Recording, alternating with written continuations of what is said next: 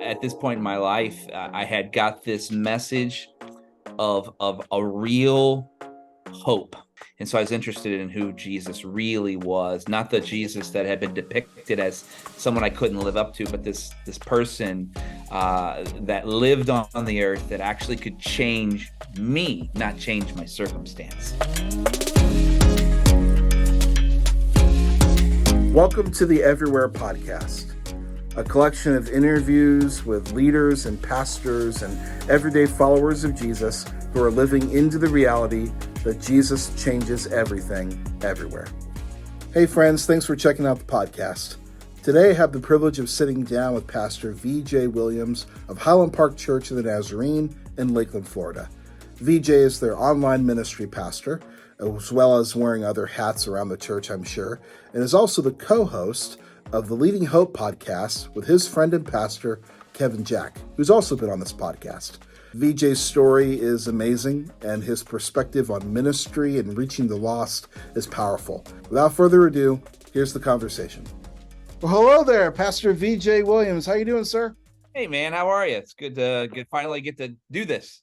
I know, I've been trying to do this for a while, but I know you're a know. busy man. I'm a busy man, and it is what it is. But Yeah, but there's always a perfect moment to do something like this, and it's right now. absolutely, man. Hey, thanks for the time. We're just going to get to know you a little bit and your story and your work at Be Hope Church and also Highland Park Church. But first off, let's talk a little bit about your faith journey. How'd you come to Christ, brother? Oh man, it's I don't know that we have enough time in this podcast to do it. I actually ended up doing a video way back it's almost 8 years now, about the entirety, through some tragedy in my marriage and some other things that had happened, that God has gracefully healed and actually made us stronger than ever. I actually came to Christ online, which is why I have this incredible passion for online church. But yeah, I was in a number of places in my life that were not good. And like I said, I don't have enough time here to get through all the details, but I'm an open book with someone ever wants to actually ask me these questions. But I was searching YouTube, and Elevation Church actually started showing up on my algorithm, which I wasn't searching for God. I wasn't searching for that at all, and I'd actually had these messages, and the gospel had been presented to me. I went to church as a kid, but I stopped going as soon as I was in high school. Okay. And at this point in my life, I had got this message of a real hope, not a hope that I could ever comprehend without knowing who Jesus was.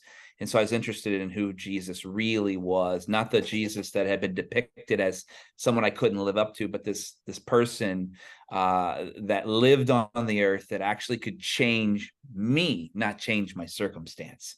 Mm. And it's really what I wanted to do. I wanted to be who I knew I had been created to be, but could never really be. And I started watching online, and I actually had to visit Elevation Church because of it. And there was a lot of things that happened in between that moment. But one night I got on my knees in my parents' house. I was actually not in the right state of mind at the time. But I knew at that moment I needed a change in my life, or I wasn't going to really make it anymore. This life was pretty much over. And it was like I sat on the bed, and it was like God was right there next to me, and he was telling me, hey, I can change everything, but you have to allow me to be the one that does the change. And it was kind of a fork in the road for me. It's like you go this way, it's going to end really badly in death, or you can go this way, and I will change everything and make you more alive than you've ever been. And that night I said, I want that. I'm crying, a lot of allergies that day. But I'm crying, and I wake up the next morning, and it's like everything changed for me. I was really curious about church and what church is and what it actually is supposed to be, and not maybe what we had made it in our own minds to be. And long story short, Pastor Kevin Jack comes to the church my wife was going to. I didn't go except for Christmas and Easter. called Beaver Creek Church of the Nazarene at the time. He's introduced as the new pastor. He comes, and the second time he preaches, God, and I'm a back guy, a back pew person at this point, right? I'm just learning about Jesus and learning how to follow him. And I hear this voice say, "Hey, when this guy gets done preaching, you need to go up to him and tell him you're going to do everything you can to help him grow this church into what it's supposed to be digitally, because this is the world that I lived in for 18 years in corporate world, was digital marketing, digital products, and membership programs. So this is just what I knew in my life, and this is what I was going to help him do to get this message out to people like me." And I told him that. He looked at me like I had three eyes. And I told him I needed an office on Monday. And he never met me before. And on Monday, I had an office, and I've been doing this with him ever since. Are you for real? That's for real. That's the story. He told That's, me an office that's the mini story. I mean, it's the mini story, but yeah. Yeah, that's the mini story. It's a radical story. I think a lot of people have a hard time with it, especially if you're a logical person. You know, the way you get to faith is from A to B to C. And my story is not that. It was a radical change, and it all started through a YouTube online service. All right. Well, if you don't mind, let's just kind of keep going from there. So you get the office on Monday. Do you still have your current job then, or you quit? Yeah. Okay. Yeah. So just not to get into all the weeds, but for 4 years, I worked both jobs. I worked the job that I had in corporate America, but I was in the office at church for 4 years. And just did everything I could to promote the word of God, and a concept of inviting people like me who didn't know him into the conversation of what does it look like to even have community? What does it look like to encounter God? What does it look like to claim your purpose? What does it look like to pursue your calling? Like, what are these things? And so I just put, opened the plow up, started doing the work, and really, and it was all, to me, I'd done this in a corporate setting, but in a church world, we all know that's a whole different thing. And so I was praying like crazy. God, show me what I need to know. You've given me skills. You've given me a skill set that I'm grateful for, but now apply that skill set in a context that actually glorifies your kingdom and makes more people who were far from you like me now, who wants to be all about you. What do we do to do that? And that's what we did. So I'm in the office every day. I was participating in all the meetings that they would normally do. So I was there full time. And I had very blessed, and God knew this, to be in a job where I was web developers reported to me. So I didn't have a lot of hands-on. I was in a lot of meetings for it, but I wasn't hands-on. So God allowed me to grow in this thing while I still help people do the other thing. And it was a wild circumstance for 4 years, but God did some incredible things. Wow. All right. So let's talk a little bit about Beaver Creek. Yeah. Transition from Beaver Creek to Be Hope, and kind of what you saw in the midst of that. Because just kind of going back and getting to know Kevin and looking back at the church, you can tell some shifts occurred. You can tell some catalytic moments. What were some of those things that you saw and that you got to be a part of as that church kind of started to grab a hold of what God was really trying to do amongst that community? The church, Beaver Creek Church of the Nazarene, was an incredible church. Loved the community, did a lot of things for the community. And we wanted to continue doing what they had already done, but then add this other layer of life transformation at the core of what it was. So we didn't end with the community service. We actually used that as a conversation starter to invite people into the next step. So it's not just doing good deeds for good deeds purposes. And that was happening. We wanted to pour fuel on that. Yeah. And so how do we do that exponentially? The way it was named to Be Hope was as we were understanding this vision that God was giving the church and writing it out so that everyone was very intentional about why they were coming to church, right? We weren't just coming to come, right? Like we're coming for a purpose and a vision. This vision was very strong. It was to see the baptism of 1,041 people, which was 1% of the 104,100 people that were unchurched, didn't have affiliation to any religion in the area that we lived. And we got to do that by not just staying put, by expanding into campuses and online. And so that's where the name change came, is you really couldn't be Beaver Creek Church of the Nazarene in Columbus. That'd be weird. So we knew that we needed to go the name change. The funny thing about the name change, I think, as it was presented to the church and to the board to change it to Be Hope, we'd already had this kind of language already in some of the things. Is when you hear yourself at the stage at the end of service saying, "Hey, let's be hope to our neighbors," like that language is already there. So it was kind of, we didn't think that was the name right away, but like it was just used so often that it was made sense.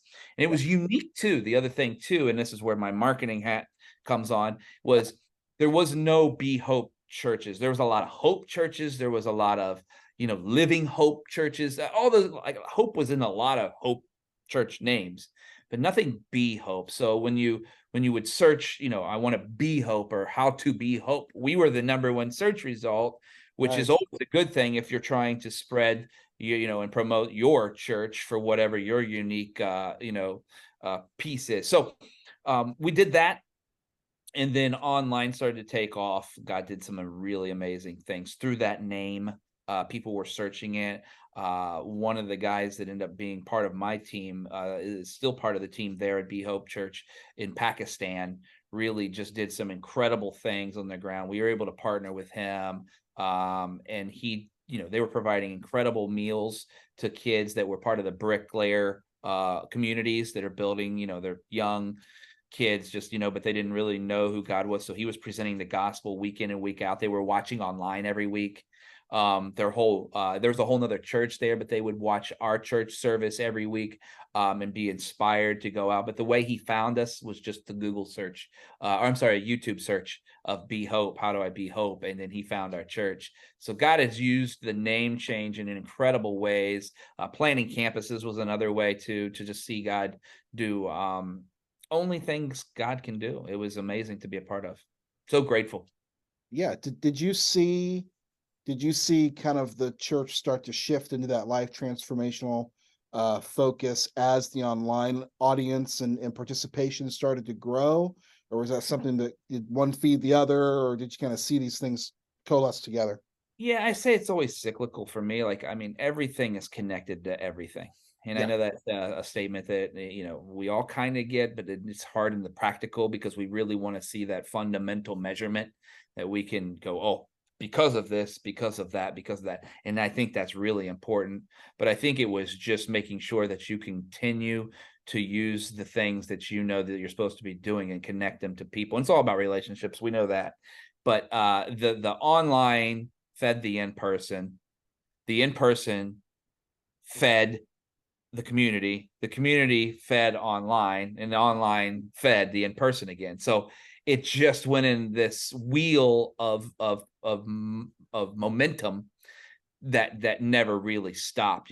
It's like anything else. The rock, it stays on the top of the hill, and so you start to push it. Once it starts rolling down, it goes a little faster. It's not so hard to push anymore. But it was just we made sure that the vision trumped everything. So that's a really hard thing for a lot of people, not just in churches, right? Like for our personal lives, I mean, in businesses too, but like there's good things that you might be doing today that may need to stop to do great things. Mm-hmm. And that's really hard to decide, because you're like, this is good. I like it. And you're like, yeah, but this is better, or can lead to even greater things. And you've got to cut that to do this. And that's a hard decision. And you've got to be really intentional around those decisions. And we did a lot of that. We had to do a lot of things that, sometimes in the moment weren't popular, but became popular over time as people saw the fruit of what that change was. Change is hard. No one really, unless you're, a goofball like me, you don't really love change. I love change. I think it's, what I mean, especially if it's the right change. Now I don't love all change. I'm not crazy. Well, maybe I'm a little crazy, but you, you don't love all change, but you love change that's going to lead something, but you're always afraid to drop what you know for something that you don't. And that's hard. So, I don't mind getting into a little bit of the weeds because there are people on here who are pastors and stuff, and they might listen and they want to learn from some of this stuff. Could you just kind of name something that you felt like people did not receive well initially, but then saw the fruit of it moving forward, and how you dealt with that as a team? And Yeah. I mean, I can stick with the name change. I don't think what we didn't get a ton of pushback. There was a few. Again, when you talk about vision, unless you're in the on the inside of how the vision is created, you're just hearing the vision. right. Right. And so and you can agree with it, but when you go back and watch how the sausage is made, that may be good or bad depending on who you are. Right. Um, for those who, excuse me, for those who knew why we were doing it, it's total sense. I mean, complete sense, right? Everybody, this makes complete sense. You're going to put this over here. You're going to have to call it something else because it's going to serve a different community than the one that you are in. Right now, I've got to remove myself to be part of something bigger that I may not have context for. And that we always say, I always, when I was in the marketing plans and stuff, we always said content is king, but context is actually king. There you go. Context develops the content for the community of which you're serving. And so context in this moment made sense for the people that were part of where we were going, but the people that may have been around for a long time didn't have that context. So it's hard for them to swallow, right? That's a hard, well, I like this. I like what I got. Yeah. And it's good. Right. And they're right. And they're right. They're not wrong. But we only know what we know, and we have to have eyes to see past what we know, and then faith to believe that that's not all that God can do. That He can do more, measurably more, right? Blah, blah, blah. Yeah. Right? We know this, but we don't apply it in our own context. And we need other people's context to help us see past our own blind spots. And so that was tough for some people to change the name. The interesting thing, Eric, that happened was that there was a terrible tornado that came through in 2018, I think 2017, 2018. This is a couple years after we'd been there. Right before it happened, we actually made the name change. So a new logo's developed, a new sign out front of the church is developed. This is in place. You can see it when you drive by. These things are now tangible. It wasn't just a talk, hey, we're going to change our name. Now it has been changed. It's seen 2 weeks later, and I may have the math wrong exactly. I think it was almost 2 weeks later, this tornado hits and just ravishes our community. I mean, praise God, the church was not hurt. It wasn't right in the direct path of the tornado, but it was only 3 miles up the road from us that it just wiped out thousands and thousands of people's homes, and it was just a wild scene. Well, the interesting thing, like I said, that happened was, and we can try to discern whether it was a test from God or not, but I felt our community, at least the people that had adopted this new concept of we are to be hope, was really a moment of decision. Is, are you going to live out your name? Oh, wow. Okay. Are you going to just say, we'll be hope, and hope, have some things for some people, like if they need something they can come in, or are you actually going to be hope? Go. Well, there's an applied be is go, right? It's not just come to us to be. It's no, we are going to be to you. And because of that, you're going to be interested in the same thing that we have, which is Christ. Right. And so God was like, change your name. Now, Yeah. Yeah. what are you going to do? Like, you're going to be Hope. And boy, did the church ever, man. I mean, we were able to set up incredible things. I had me and another guy who was very incredible with technology. We set up an online portal within 24 hours. We went out the next morning and helped. Our neighbor was a tree guy, so he employed his whole staff to take down trees and get people's doorways open and the way to get to their cars. And because I mean, these trees were everywhere, laying on people's houses. It was a wild scene. He actually called me and Kevin and a couple of our other people on staff and said, "Hey, you guys need to get here in the morning, and you guys need to look at the devastation in this community." And he employed his whole team. He paid them full wages to clean everybody's stuff off for free. And he just, I mean, and they worked like around like 24/7 around the clock. We got there like 6 a.m. It's just devastation. By about noon, we're like, our team of, I think we had like 40 or 50 people out there. Like, this doesn't even make a dent. Like, it's got to be much bigger effort than this. And a lot of the national organizations are coming in, but they're not there day one. They've got to get their resources together. They're there maybe day 2, maybe day 3, but by then people need water, people need resources, people need things. And so we go back. I call up a guy who's in IT, and I said, "Hey, let's create this online portal to match people who need help with people who want to help." And we were able to set that up before the end of that night. And the next morning, Be Hope Church was a call center for the entire operation. And it was just quite incredible. We were able to clean 250 homes completely debris free in 5 days. And it was funny. They actually, the county commissioner and the whole emergency response teams were coming into us, asking us how we were able to create this thing so quickly, this fast. And it wasn't like anything, crazy. It was just a willing spirit that God had put on us to say, you're going to be Hope. It's a little emotional when you talk about it, because I haven't talked about this in a while, but when you go back to it, to see that many people, we were able to organize over 2,500 people to do those 250 houses in 5 days. And we had 3 shifts working around the clock, a 7 a.m. shift, a 1 p.m. shift, and a 6 o'clock p.m. shift that kids could participate with and be there. We had pallets of water for years. People were bringing donations and everything. And we had a whole organization in the gym where people who lost a bunch of stuff could walk in this gym to get all their supplies that they needed that people had brought in and donated. It was a wild scene, and God was at the forefront of all and saying, "Are you going?" It's the guy on the mat, right? Do you want to be healed? And he's saying to us, "Do you want to be Hope? Then go be Hope, and I will do everything to help make sure that it is." I still have a good friend today. His name's Troy, lives in West Virginia, who heard about the efforts that we were doing, who asked his boss to take off time. He drove all the way here, which is like 4.5 hours, to be a part of these rescue operations.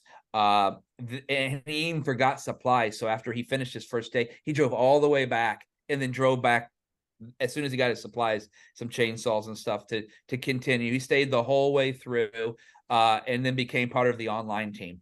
And God just uses these things in our life that seem like there is no way and makes a way.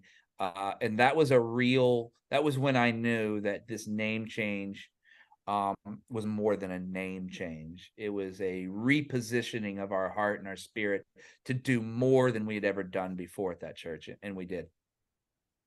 That's incredible. Yeah, it's wild. Amazing. All right. So this is not a topic that we typically talk about on the podcast, but I feel a slight kinship with you and Kevin just because I watch you guys every single week. Talk to me about the importance of friendship and friendship with Kevin and what that has done for your life and the importance of it? Man, I don't, yeah, again, I could talk about this for hours. That day I went up to him and I said that on his second day of preaching at the church. And I had just started my walk with God, very curious. I'd visited, man, you name, drop a name out there, the big church names, all the ones, I'd been to them. Like, I went on this crusade because I was so curious about the energy inside of these places, what it felt like how are they able to develop these organizations called churches into these things that people want to be a part of. It's just all being open-handed here in this conversation. Growing up in church, when I went with my mom, it didn't feel like that. It felt like an obligation, that this is what you do. You don't really know exactly why. It's just, Jesus said go to church, and that's what you do. You know what I mean? Like, that's what it felt like. And so these other places that I had been researching, because I'm so interested in this now that I'm walking with Jesus, into how do I get people who thought like me to now think like I do now? And what are they doing to help people? Because I was very drawn to that. And so I'd done this huge crusade of all these different big churches. And then Kevin comes and preaches. And then what I never really, and I came to terms with this maybe a couple of years ago, I don't know if I prayed it, but God, it says, and this is a really good example for someone that maybe don't understand the part where Paul says that the Holy Spirit intercedes for us. I didn't know what I was supposed to be praying or how I was supposed to be praying, but I was praying for a Kevin. Yeah. The Spirit of God did that. I didn't.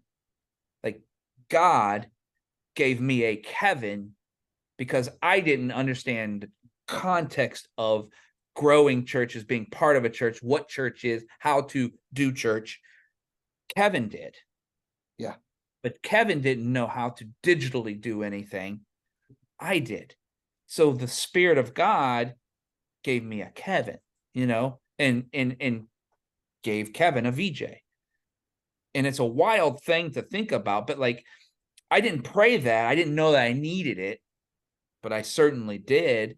And so that's where the friendship started. God created it. God started the friendship before we even knew we needed it. We're pretty independent dudes, to be honest.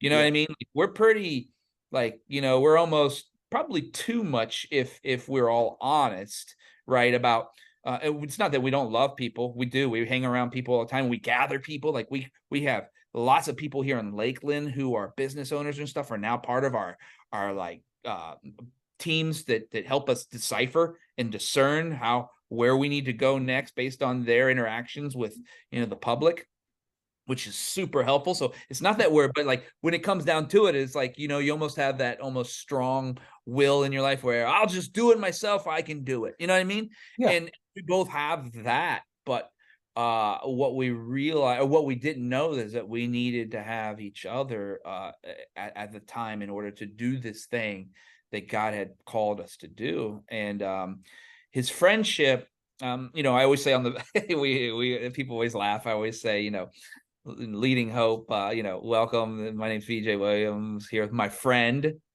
and pastor. He's my friend first.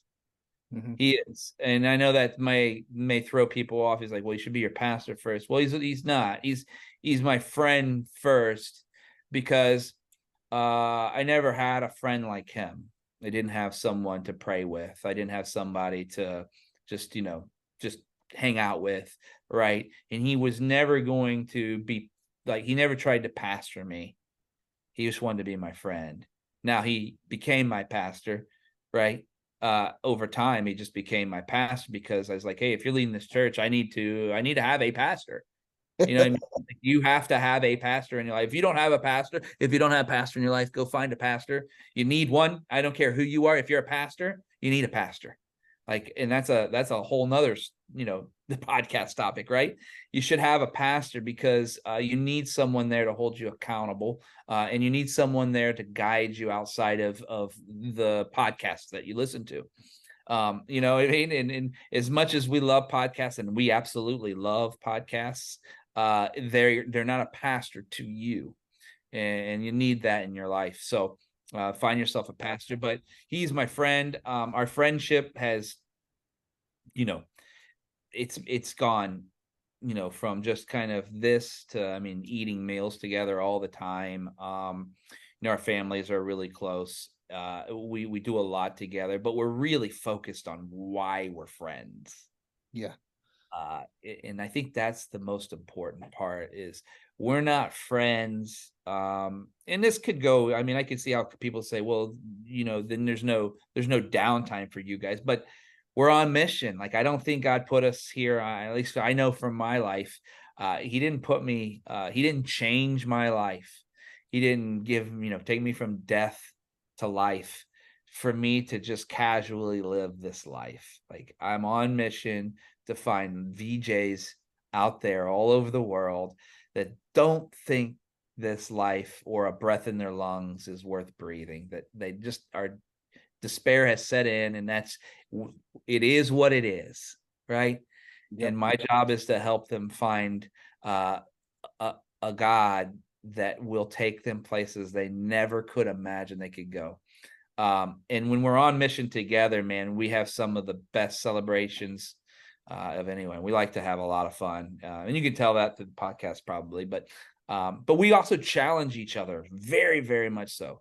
One of the values here at Highland Park is we say it to your face so you don't get stabbed in the back, and that's a team value, right? And me and him are leading that value because we say things. I think sometimes it's taken back by people, but we love each other, and we know what we're doing is so important that we're not afraid to say things to each other that would seem like you wouldn't say that, like you shouldn't say that. And it's not meant to be demeaning, but it's meant to rip off the sheets to get under the actual problem, right? Let's not banter for a week to actually say what we want to say. Um, and we do that really well, and it doesn't hurt our feelings, and it actually helps. We say we move mission forward so much faster Mm. because of that concept. Because people spend so much time and thought, sometimes months, that someone said something, or maybe someone did something in your organization to you, right? And you spend so many times kind of tiptoeing around it, or you just don't say anything, and then something doesn't get accomplished because of that. And months down the road, you finally address it and you move forward while not accomplishing anything that whole time, as opposed to this relationship that Kevin and I have, which is uh, if anything is stopping us from doing what we're supposed to do, you say it, and you say it now. All right. Do it respectfully. Don't cut people. Don't be demeaning to them, or have some kind of a cost to their relationship or their position. But don't beat around the bush, man. Let's get to it so we can go past it, and not let it be a distraction. But our friendship has been mostly that, which is just really, really refreshing. Tell me about how people react to that when they see it, because I don't think that's a normal church culture. That is Nope. not church culture. It is. It Culture is. is almost 100% based around, especially staff culture, is 100% stepping on eggshells and being like, "Oh, what's the reaction most people have, and how do you move past it with other staff?" First of all, let's just acknowledge how right you are. And that's not just churches. I mean, that's just, the corporate world, which I was in for 18 years, is hey, don't say anything. Don't say anything that would be, controversial until the door closes, which is just awful, Yeah. right? Because now it's just, the gossip, and it ruins opportunity. It really does. For the context of the church, man, yeah, you're right. Like, when we started doing this, and it's funny, I always just put my I try to go back in this timeline of how do I get where I am today, like, and I don't need to like spend so much time on it, but like when you go back to the Be Hope days, I think it was really good that I wasn't on staff when I started being in the meetings. I was like I was on staff unpaid, but I was in this weird position for the first year where I was looked at like maybe a consultant. But Kevin gave me a lot of influence, I guess, or not gave me. He allowed the things that I could help the church do. He gave me full right, which was weird too because I reported to him, but not really. It's just like, here's this thing that you do really well, do it right. And I think that helped because right out of the gate, and I was always kind of a leader anyway, with some of the other things that I was doing at the corporate world. I had a lot of teams that I managed and I led. But because I didn't like completely report to him, I think it started a lot earlier than it would had, right? Because I was not on level playing field. Obviously, he's the pastor of the church, but I think because I wasn't, fully on staff and look, a lot of times I would be on a project that I was running and I'm just, I'm a consultant, whatever you want to call me, that I'm running these projects at Be Hope, and I'm not paid and I'm not on staff. I'm just, there. And I couldn't come. And so that's like a no-no, right? But I have another meeting that I need to attend that, to keep food on the plates. So it started that way, but over time, Kevin had already brought this type of mentality to the organizations. It's like, we aren't going to be able to do what God has given us, this vision, if we don't trust each other at high levels and have a trust code, which we have on all our walls. I'm looking at it right now. Okay. There's a trust code on every wall in this building, and we had one at the prior at Be Hope as well. And this code is a way to conduct ourselves, and it has a lot of those meaningful things that you don't see in the real world that help us actually know how to talk to one another. Mm-hmm. And it's really important. When people first started seeing Kevin and I interact like that, yeah, they were taken back.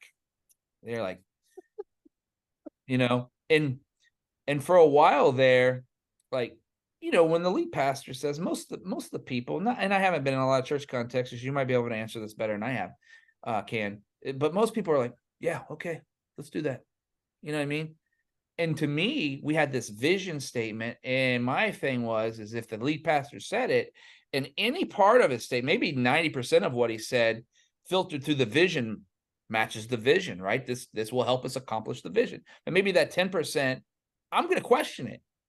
Mm-hmm. Not because because I think it's wrong. I need to know that it's going to help us accomplish. You know what I mean? So he got to the point where his meetings, everyone's like, oh yeah, okay, let's do that. And be like, he would actually initiate it. I would. He'd be like, what do you think, VJ?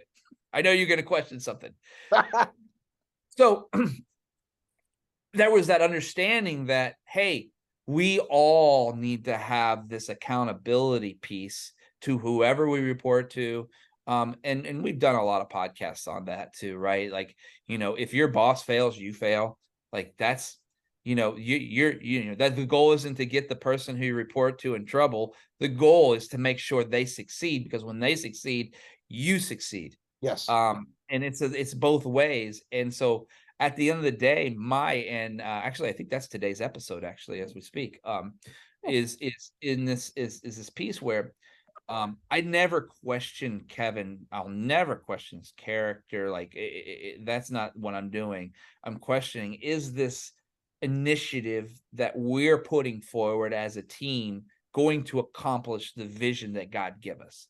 And I'm so grateful for the vision, because without that, you have no filter to actually have a conversation with someone and bring up things that you don't even know what you would bring up in general. So yeah, I mean, at the end of the day, it's I think it takes people back, but as soon as they learn that they have the ability to question, because I mean, let's face it, leaders that can't be questioned become questionable leaders. Yep. That's good. So by the time you moved from, or felt the call from Be Hope to Highland Park, were you then full-time at Be Hope, or did you still have? Yeah, I had just That's funny. I had just the summer the summer before we had moved, it was June before the June that we moved to, so 2 years ago. 2 Mhm. years from June.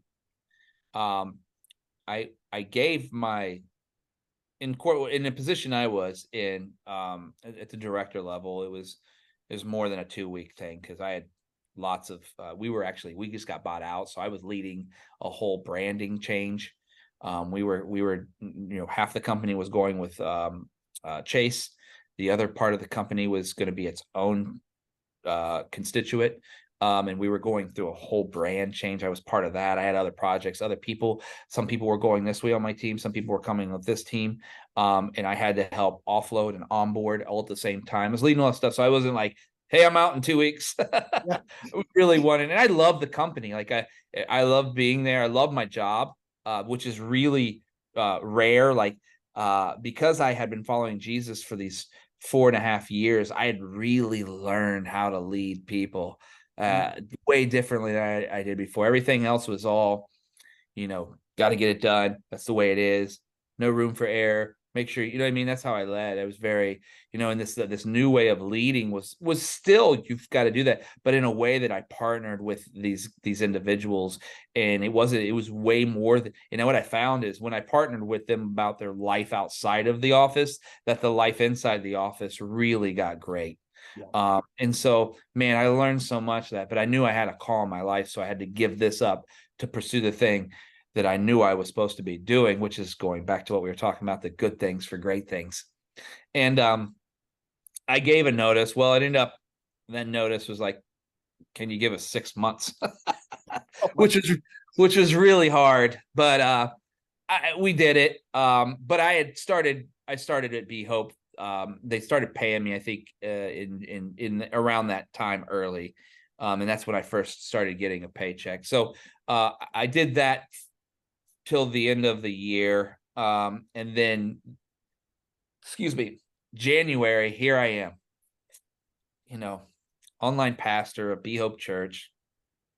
Officially, I was already called all this. I was already that, but I'm getting a paycheck now. Like Yeah. paycheck, I mean, and nothing changed about me and the church except that I had a paycheck, and that was it. Like nothing else changed. Except now I didn't have this other thing. Right. And now I am fully just ready to go. So I'm planning all these incredible things, new budget years coming. We've got this incredible um, mobile concept of church that we're going to deploy. Big plans for the year. It was going to launch in like April-ish, like right around Easter. This really cool concept where we were going to just go from neighborhood to neighborhood, setting up church, and just see what God could do if you just go be his hands and feet. I mean, I had a whole team ready to deploy this thing. This is going to be awesome. And then Kevin gets this call from a church in Highland Park, and it's a no. It's a no. God's doing, like at Be Hope, God's doing incredible things. Like we had just got out of a season where I think that year, like maybe 270 people got baptized. And just some really cool things on our way to this this goal we had set of 1,041. And as a matter of fact, I think they just Be Hope Church this year just went over 700 total. So That's awesome. they're well on their way, which is just incredible to see them to hit this thing. But we get this, he gets this call, and he's telling me and our executive pastor Be Hope, he's like, nobody knows, but I know it's a no. Like God is doing amazing things here. There's no way that this would make sense for us to go, for me to go to take over this church. It doesn't make sense with everything that God's doing right now in this time.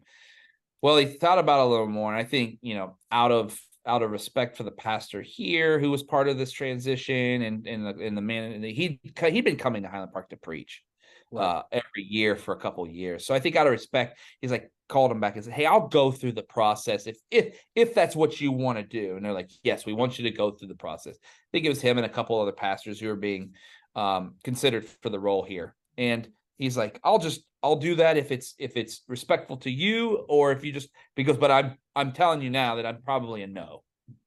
And they're like, yeah, let's just go through the process, because there's a number of things when you know what I mean, you come down, you interview, you talk about life, you talk about what God's doing in your life, you talk about vision of what he's currently, all that stuff.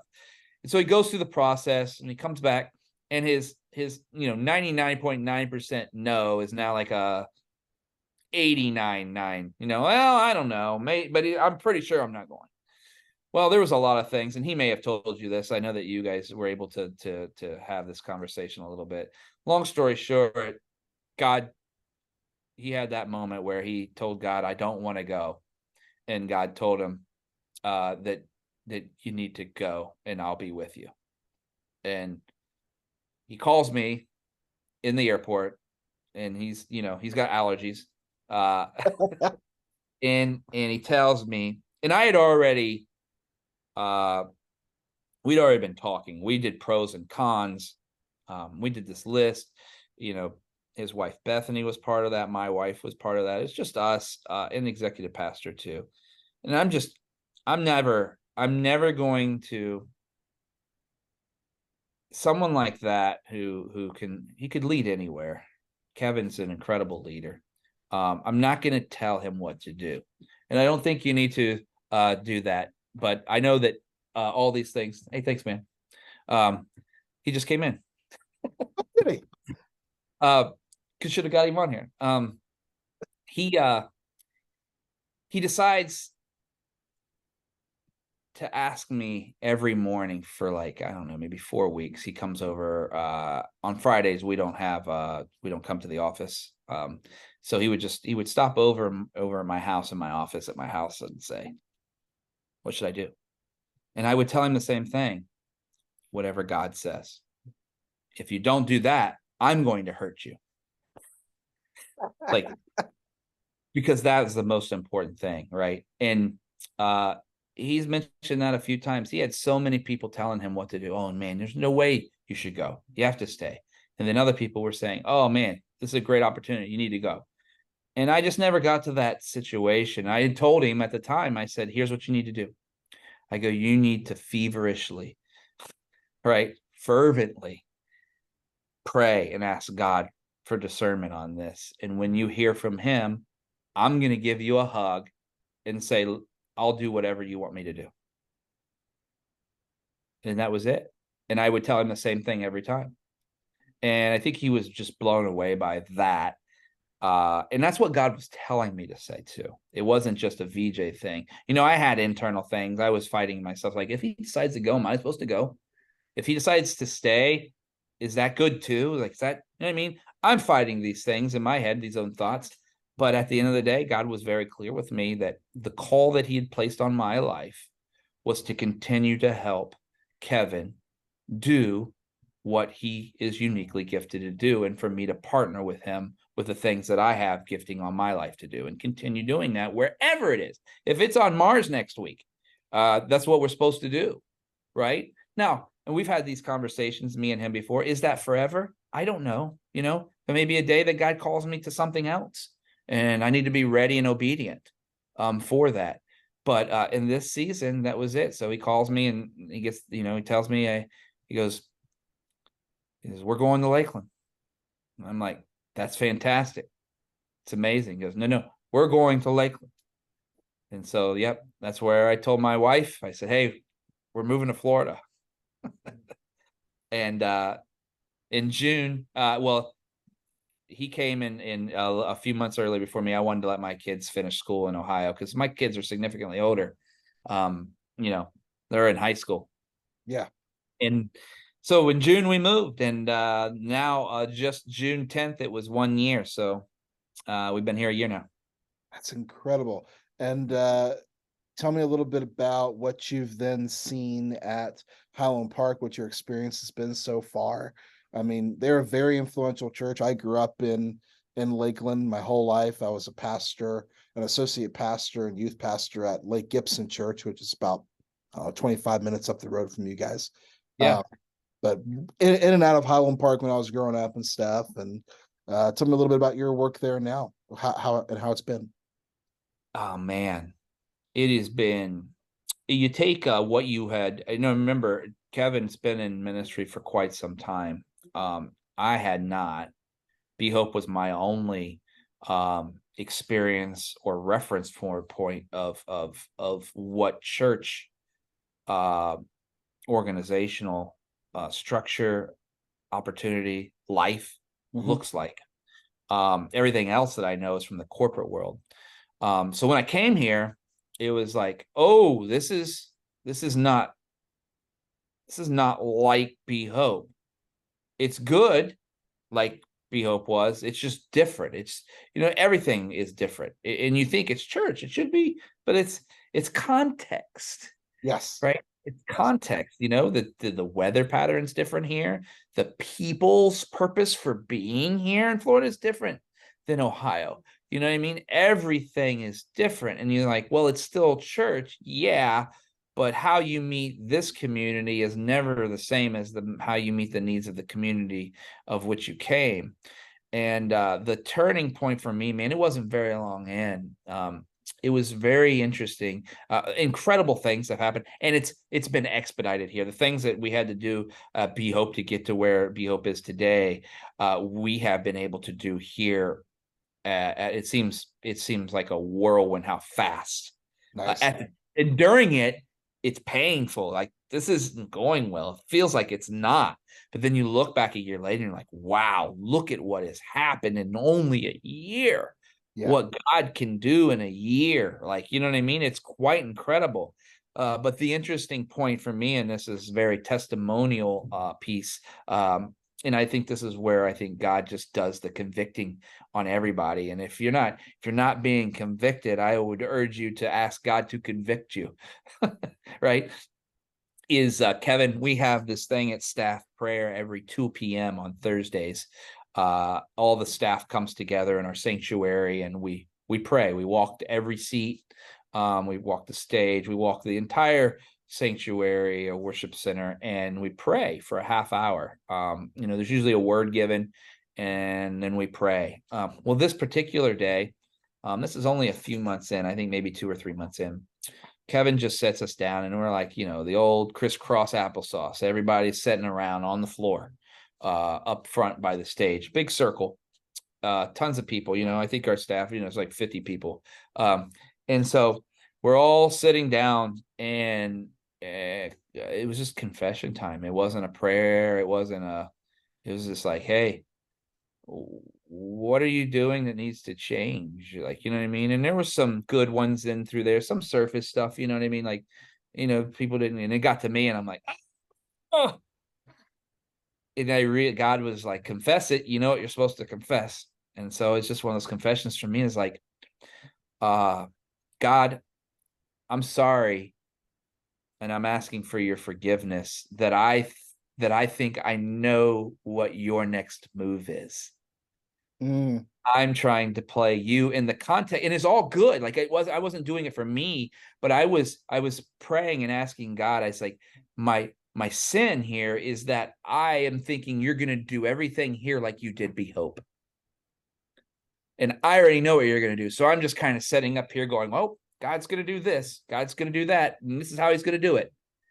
And I was like, man, I am so sorry to try to think like I am you. Not that I was trying to be demeaning or deceitful, but that I actually thought I could predict what God was going to do Right. in that moment in this church setting, not in a relationship or life in general. I meant just strictly saying, oh yeah, we'll create a 3-week program. That 3-week will help people claim their purpose and they'll move it. You know what I mean? Like all these things that we had done at Be Hope, I was like, oh, we have the playbook. God gave us the playbook, and that playbook is the same here as the same in there. Now, there are truths to that, but it's not the exact same context of Be Hope. And I just felt that. And I got done praying, and I just looked up, and there was Kevin just staring right at me, going, same thing, man. We think we know because we did it. Yeah. And that's not how this works. You submit yourself to the creator and allow him to work through you, but you don't get to tell him how it's going to get done. And or even believe that he's going to. And that just kind of changed the context of her being here in Lakeland. Not long after that, my son who had already went to camp and given his life to Jesus, had never done that before, had never given his life to Jesus, got baptized after that day. The next following weeks, a few weeks after he got baptized here and it's God saying, "Did you see that? Did you see that coming?" He goes to camp, he gives his life to Jesus, comes back. God gives me this thing. Hey, don't try to predict the things that, or don't try to think that I'm going to do the same thing the same way. Yep. Right. And then, a few weeks later, my son decides, he goes, I'm getting baptized. And his whole life has changed. He's a completely new kid. And it's incredible to be a part of. But God was, told you. I love it, You man. can't script this stuff. Like, you know what I mean? Yeah. Submit yourself to the king and he will provide the kingdom. That's so good. That's so good. So let's talk about the Leading Hope podcast real quick. Sure. How to get started and where's it headed? That's easy. Yeah, that's the easy one. So as we were expanding online, I had a lot of people that started to join our team. Actually, starting to happen here finally, which has been great. It's always hard to create an online a church setting where people feel like they're connected all the time, not because they're usually they're serving somewhere, not here. And that was the same case at Be Hope for some of them. We had a lot more people serve in person at Be Hope than I do here. But the people are great regardless. But the as we're expanding online and people were joining the team, and as we were planning campuses at this time, we had three physical campuses and the online campus. And I was like, Kevin is, and if you've spent any time with Kevin, you know how well read he is, and just what a wealth of knowledge in the leadership space he is in general. We had already been putting all these kind of principles together for our Hope teams, as they were called. Anyone that served was part of a Hope team. And these principles were great, but some people like things written, some people like them heard, some people like a video, and this was only written. So these principles were written, and they got out to the Hope teams in different campuses, but it wasn't the same teaching that we were getting as a staff every Tuesday when we did chapel from him, right? Oh, okay. Right. Like that was insider. This stuff to help you lead your teams, information, good stuff. And I'm like, this stuff is great. And it's got to get in the hands of more than just the staff. If we want to build something, it can't be built on a paid staff. It's got to be built upon the empowered volunteer who is passionate about their calling. Yes. It's got to be built there to grow, to get to every ends of the earth. And so I came to him and I said, hey, I've got to do a podcast. It's the only way. And I'd already knew I get all of his, I've got all of his access to, he gives access to his notes and everything for sermons to my team so that we can carry out a bunch of things behind the scenes, which I know a lot of pastors do. But then I saw all this other content that he had in there and he would never get to it. So it's twofold.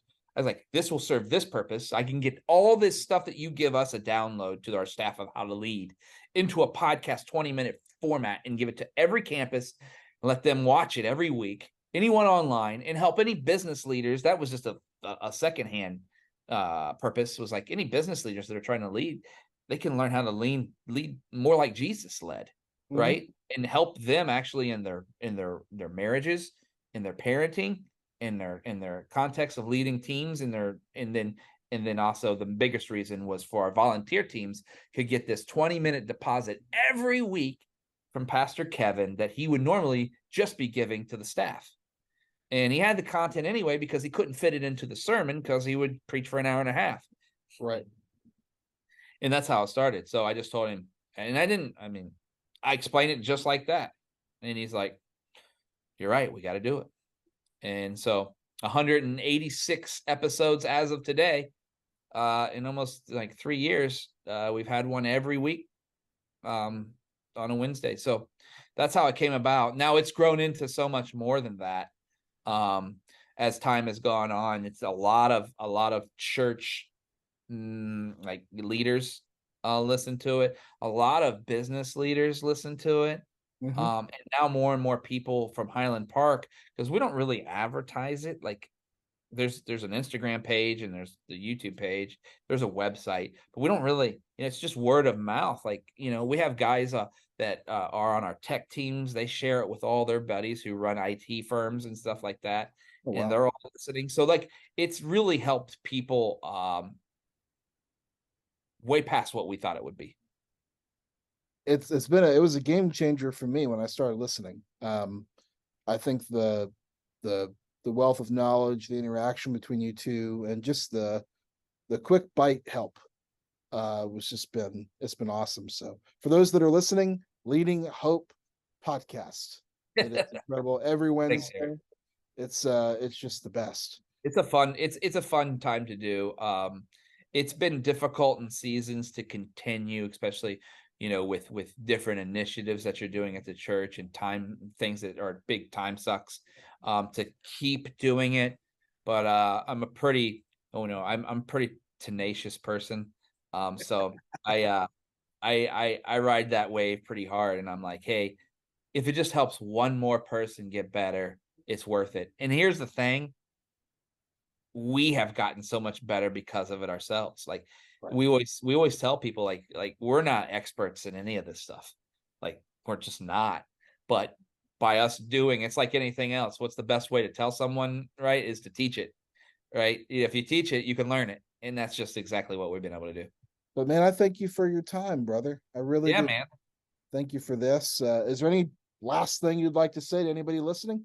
I mean, first of all, just thank you for your persistence, and it's been a while since we've been trying to do this, and so grateful for you that I'm sure that you could have easily gone to 20 other people and done this, but you were faithful, and I'm so glad that we were able to get together and get this done. Yeah, I'm just grateful for you. Thanks, man. I appreciate that. Well, hey, man, thank you for the time again, and blessings to you.